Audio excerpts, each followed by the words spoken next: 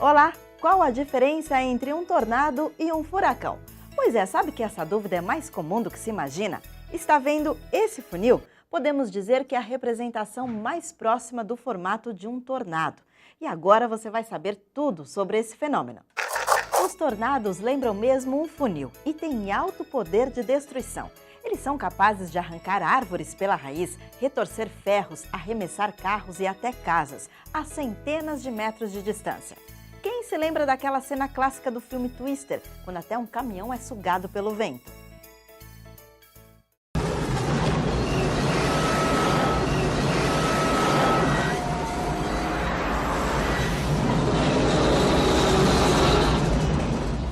Apesar de uma certa dose de ficção, os ventos de um tornado são mesmo assustadores e podem até passar dos 500 km por hora se o fenômeno atingir a capacidade máxima e pode sim arremessar um caminhão pesado. E como o tornado se forma? Bom, dois componentes são básicos para a formação de um tornado: o choque entre duas correntes de ar e a rotação do ar. Quando o ar frio e seco avança em direção a uma massa de ar quente e úmida, acontece o choque das duas correntes de ar. Ao encontrar o ar quente, o ar frio tende a se deslocar para baixo e o ar aquecido sobe e carrega a umidade para a atmosfera superior. Essa corrente ascendente produz nuvens intensas do tipo cumulonimbus, as supercélulas. As nuvens pesadas crescem, as correntes ascendentes ganham força absorvendo mais ar quente. Quando o topo dessa nuvem gigante atinge a camada fria da estratosfera, o ar resfria e desce. Esse processo gera agora fortes correntes descendentes que provocam uma série de temporais com raios e trovões, chamada de linha de tormenta. Neste momento entra um fator indispensável para que o tornado se forme: a rotação do ar. Um forte vento cruzado, conhecido como cortante, atravessa o cumulonimbus. O cortante faz as correntes ascendentes girarem em espiral, sugando ainda mais ar quente para o topo da tempestade. Mais compacta, a nuvem adquire um formato funil e gira com rapidez.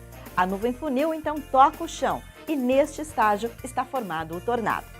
Com força explosiva ele varre tudo o que encontra pela frente. O tornado em si é pequeno, em geral não passa de 1 km de diâmetro e pode percorrer até 100 km de distância.